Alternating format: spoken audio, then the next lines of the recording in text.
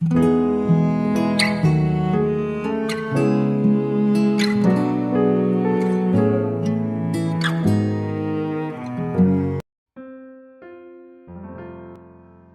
saudara yang dikasihi Tuhan Yesus, dimanapun saudara berada.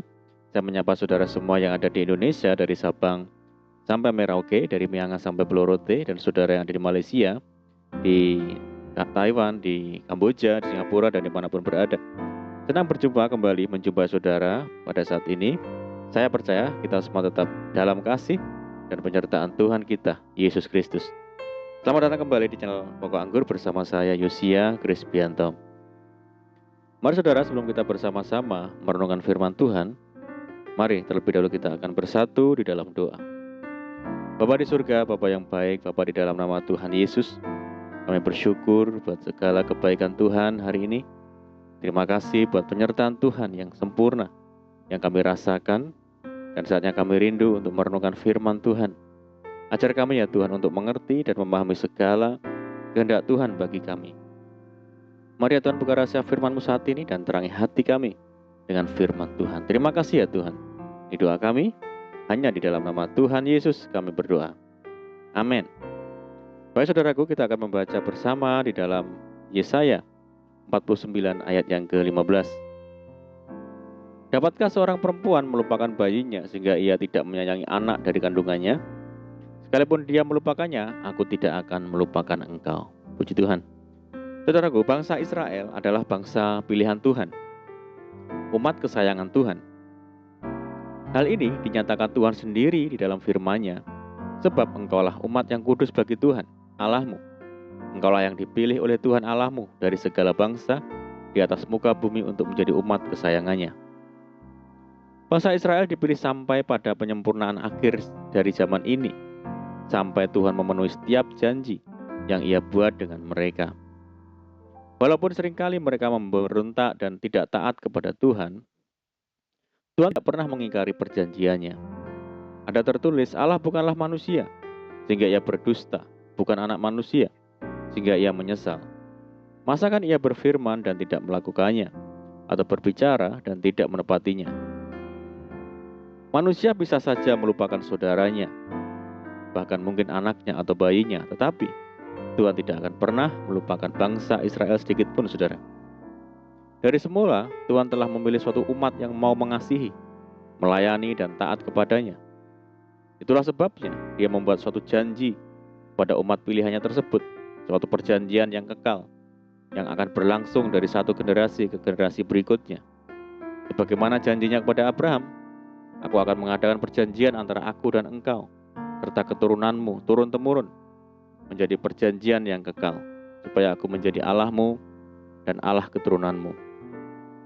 Tuhan adalah setia, Dia tidak akan pernah mengingkari perjanjian dengan umatnya, saudara, dan tidak akan meninggalkan umat pilihannya itu. Meskipun bangsa Israel seringkali berpaling darinya dan hidup di dalam ketidaktaatan, Dia tidak akan membinasakan mereka sampai habis. Namun bukan berarti mereka bebas dari hukuman. Tuhan pun menyembunyikan wajah-Nya dari bangsa Israel oleh karena pelanggaran mereka. Tertulis, hanya sesaat lamanya aku meninggalkan engkau, tetapi karena kasih sayang yang besar, aku mengambil engkau kembali. Jangan sedikit pun kita meragukan kesetiaan Tuhan, saudara. Sebab Tuhan tidak akan pernah melupakan dan mengingkari janjinya kepada kita. Adalah hal yang biasa bila manusia seringkali mengecewakan sesamanya. Salah satunya adalah perihal janji. Kita bisa melihat bahwa tidak sedikit orang yang jarang sekali tepat waktu. Janji tinggal janji, dan berujung pada ingkar janji. Itulah manusia, saudara.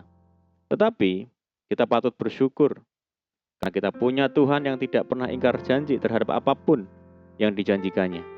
Tertulis, Allah bukanlah manusia sehingga ia berdusta, bukan anak manusia sehingga ia menyesal. Masakan ia berfirman dan tidak melakukannya, atau berbicara dan tidak menepatinya? Contohnya, saudara, janji Tuhan untuk memberikan tanah perjanjian kepada bangsa Israel, sebagaimana Ia sampaikan kepada Abraham, aku akan memberikan negeri ini kepada keturunanmu. Meskipun keturunan Abraham berlaku tidak setia, namun dia tetaplah Tuhan yang setia pada janjinya. pada saat yang tepat digenapinya. Apabila kita membaca di dalam Bilangan pasal 34, dinyatakan bahwa batas-batas tanah perjanjian itu disampaikan oleh Tuhan sendiri kepada Musa. Tertulis, perintahkanlah kepada orang Israel dan katakanlah kepada mereka, apabila kamu masuk ke negeri Kanaan, maka inilah negeri yang akan jatuh kepadamu sebagai milik pusaka, yakni tanah Kanaan menurut batas-batasnya. Bahkan Tuhan sendiri yang menentukan dan memilih orang-orang yang bertugas untuk membagi tanah itu. Saudaraku, apabila saat ini kita sedang dalam kesesakan dan penderitaan, janganlah kita menjadi lemah dan tawar hati. Sebaliknya, tetaplah fokus kepada janji-janji Tuhan, karena Dia Tuhan yang tidak pernah berubah, dahulu, sekarang, dan sampai selama-lamanya. Ia adalah Tuhan yang setia. Ia setia kepada firman-Nya dan setia kepada janjinya. Tuhan hanya menghendaki kita tetap hidup dalam ketaatan, ketekunan, dan kesetiaan untuk melakukan semua perintah-perintah Tuhan. Itulah bagian yang harus kita kerjakan, saudara. Pemazmur berkata, aku berseru dengan segenap hati, jawablah aku ya Tuhan. Ketetapan-ketetapan-Mu hendak kupegang. Aku hendak berpegang pada peringatan-peringatanmu. Amin, puji Tuhan. Mari kita berdoa. Bapa di surga, Bapa yang baik, Bapa di dalam nama Tuhan Yesus, terima kasih Tuhan buat firman-Mu, terima kasih buat kesetiaan Tuhan bagi kami. Tuhan yang tidak pernah ingkar janji. Ajar kami ya Tuhan untuk hidup setia dan mengasihi Tuhan, melakukan apa yang menjadi ketetapan Tuhan. Terima kasih ya Tuhan. Saat ini kami berdoa bagi saudara kami yang mendengar program ini, yang di Indonesia, dari Sabang sampai Merauke, dan dimanapun berada. Mari ya Tuhan, berdoa bagi mereka yang sakit, Tuhan sembuhkan, jamah. Di dalam nama Tuhan Yesus, bilur-bilur Tuhan menyembuhkan. Bagi mereka yang hidup dalam tekanan, kesulitan, persoalan, mari Tuhan tolong mereka, berkati dan pulihkan hidup mereka. Tuhan memberkati mereka dalam rumah tangga, dalam pekerjaan, usaha, bisnis, pendidikan, dan apapun yang dikerjakan lewat tangan-tangan mereka. Berdoa bagi saudara kami yang hidup dalam ikatan dan belenggu dosa ya Tuhan. Mari Tuhan lepaskan di dalam nama Tuhan Yesus. Berdoa bagi bangsa kami Indonesia saat ini menghadapi pandemi. Mari ya Tuhan berikan belas kasihan Tuhan bagi bangsa kami. Pulihkan bangsa kami ya Tuhan. Dan kerinduan kami mohon belas kasihan Tuhan karena pandemi global ini segera berakhir sehingga kami boleh kembali hidup secara normal kembali. Terima kasih ya Tuhan, ini doa kami. Kami percaya Tuhan mendengar seruan doa kami. Hanya di dalam nama Tuhan Yesus kami berdoa. Amin. Puji Tuhan saudara, kita sudah berdoa, saya percaya saat ini kita dikuatkan dan diberkati. Dan mari saudara, kita tetap semangat di dalam Tuhan. Janganlah kita berputus asa.